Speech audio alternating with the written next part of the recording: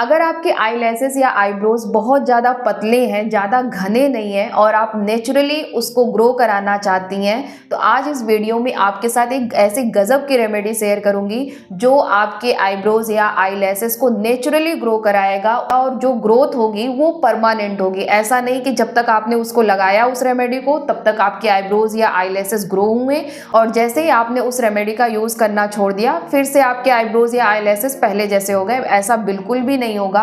इस वीडियो में आपको मैं जेन्युइनली बताऊंगी कि आपके आईब्रोज कैसे ग्रो होंगे, कितना ग्रो होंगे, क्या ग्रोथ होगी या नहीं होगी, सब कुछ डिस्कस करूंगी, तो वीडियो को ध्यान से देखिएगा। तो चलिए सबसे पहले हम रेमेडी को प्रिपेयर कर लेते हैं। उससे पहले अगर आप मेरे चैनल पे नए हैं तो चैनल को सब्सक्राइब कर लीजिएगा और बगल में जो बेल आइकन है उसे भी हिट कर लीजिएगा ताकि मेरी वीडियो का नोटिफिकेशन आप तक पहुंच सके। इस रेमेडी को बनाने के लिए हमें 5 से 6 लौंग की कलियां ले लेनी है।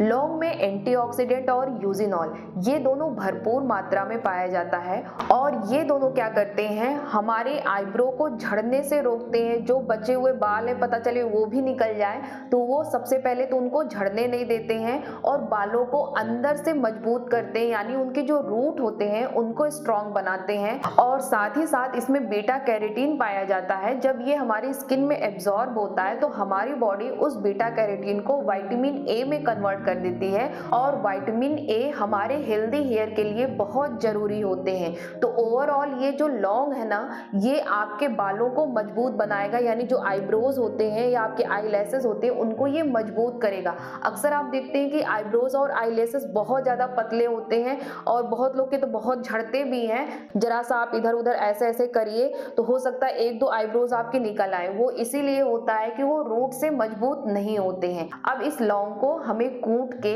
एक पाउडर बना लेना है। 4 से 5 ये लौंग है तो इसको पेस्टल और मोर्टल में ही कूट के इसका मैं पाउडर बना ले रही हूँ, क्योंकि अगर ग्राइंडर जार में डाल के इसको ग्राइंड करेंगे तो पता भी नहीं चलेगा कि ये कहाँ गया।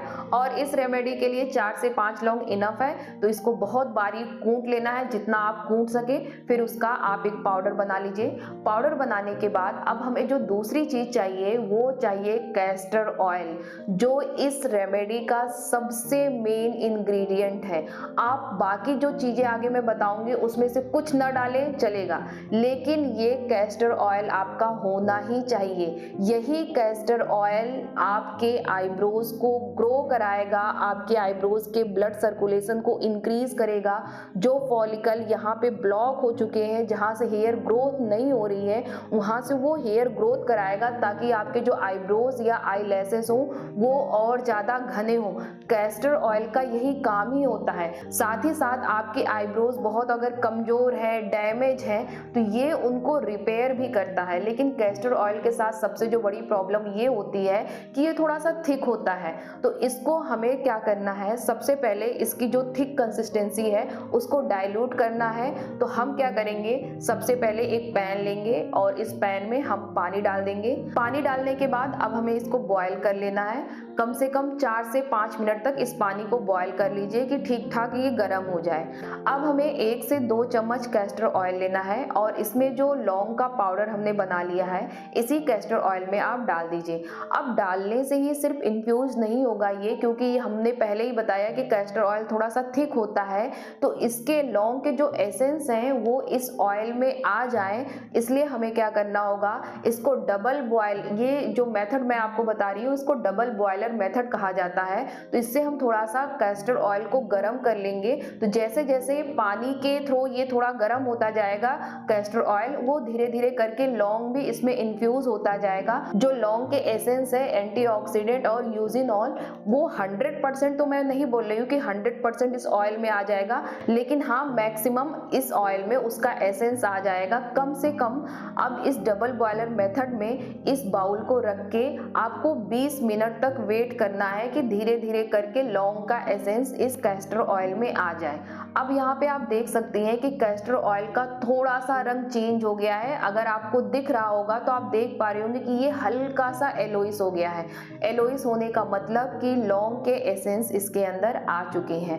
अब नेक्स्ट हमें क्या लेना है, विटामिन ई के कैप्सूल लेने हैं। यहाँ पे हमने 2 चम्मच कैस्टर ऑयल लिया था तो 2 यहाँ पे मैं विटामिन ई के कैप्सूल लूंगी।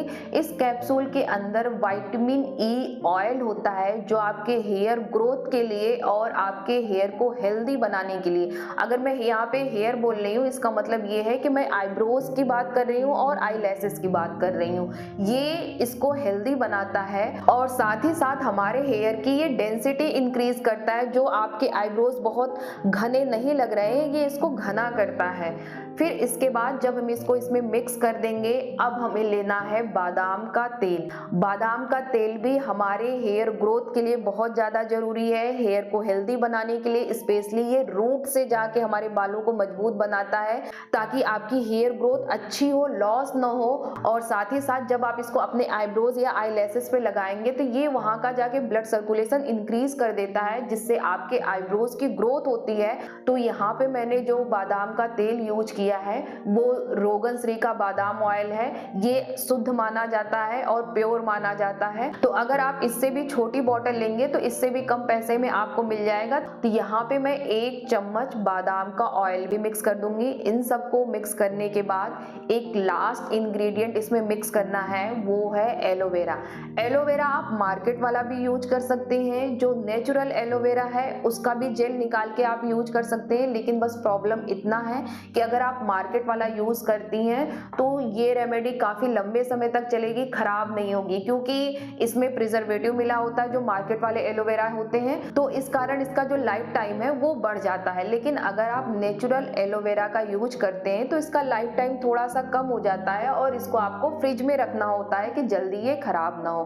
अब इन सबको आप अच्छे से मिक्स कर लीजिए। इसको बहुत ही अच्छे से मिक्स करना है, कम से कम 2 से 3 मिनट तक आप इसको जब लगातार मिक्स करेंगी ना, आप देखेंगे इसकी कंसिस्टेंसी लगातार चेंज होती जाएगी और ये कुछ व्हाइट क्रीम के फॉर्म में इस तरह से आपको ये दिखने लगेगा। यहाँ पे आप देख सकते हैं कि इसका टेक्सचर बिल्कुल ऐसा हो जाएगा।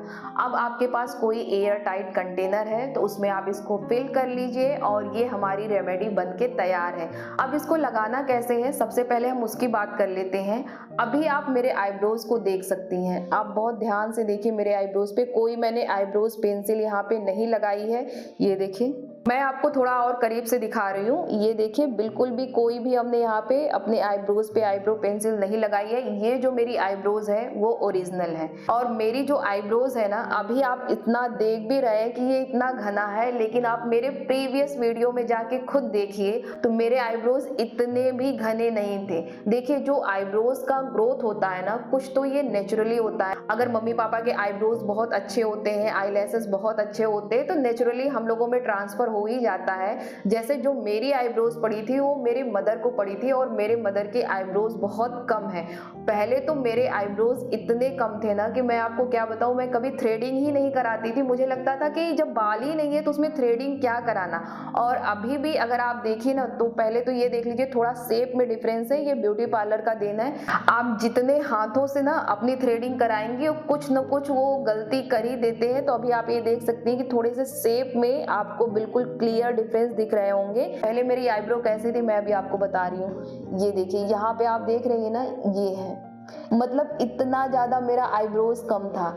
एक चीज और है, ये रेमेडी देखिए डेफिनेटली 100% वर्क करेगी, लेकिन एक चीज आप ध्यान से सुन लीजिए, आपके हेयर की ग्रोथ वहीं होगी जहां तक आपके हेयर फॉलिकल है। यानी जो ये आईब्रोज का आपको शेप दिखेगा ना, जब इस आप रेमेडी को अपने आईब्रोज या आई लैशेस पे लगाएंगे तो जहां तक आपके हेयर फॉलिकल होंगे, अगर सपोज करिए कि यहाँ तक मेरे हेयर फॉलिकल है और ये ब्लॉक्ड है, यहाँ से हेयर की ग्रोथ नहीं हो रही है, तो सिर्फ मेरे जो आईब्रोज है उनकी ग्रोथ यहीं तक होगी, ना कि ये यहाँ तक पहुंच जाएगी। आप देखते भी होंगे कि बहुत से लोगों की जो आईब्रोज होती है पूरी ये यहाँ तक जाती है। अभी मैं आपको अपने आईब्रोज में खुद डिफरेंस दिखा रही हूँ। सबसे पहले तो मेरे जो आईब्रोज की दोनों आईब्रोज की ग्रोथ है ना, वो एक जैसी नहीं है।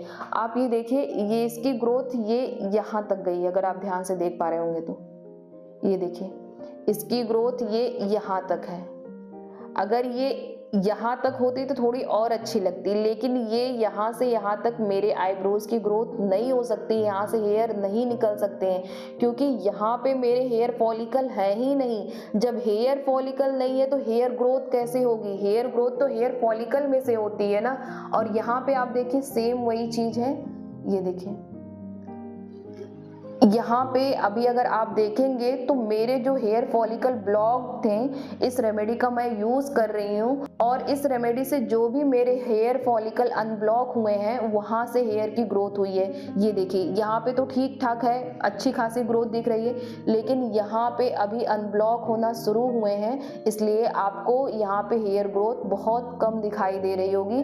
तो इसलिए कभी कभी मैं कहीं बाहर जाती हूँ तो आईब्रोज पेंसिल लगा लेती हूँ। बहुत से भी लोग लगाते हैं, कोई दिक्कत वाली बात नहीं है। तो बिल्कुल आपको यहाँ पे मैंने एक चीज़ समझा दिया कि ये रेमेडी कहाँ तक काम करेगी, जहाँ तक आपके हेयर फॉलिकल हैं। और एक काम आप ये भी कर सकते हैं कि जैसे सपोज करिए कि मेरे हेयर फॉलिकल अगर आपको दिख रहे होंगे सिर्फ यहाँ तक है, अगर ये सब आप जो देख रही हैं हेयर ना, वो धीरे धीरे करके इनकी ग्रोथ होगी और ये बड़े हो जाएंगे, कोई दिक्कत नहीं। अभी थोड़े बहुत निकल रहे हैं, ये और भी निकलेंगे।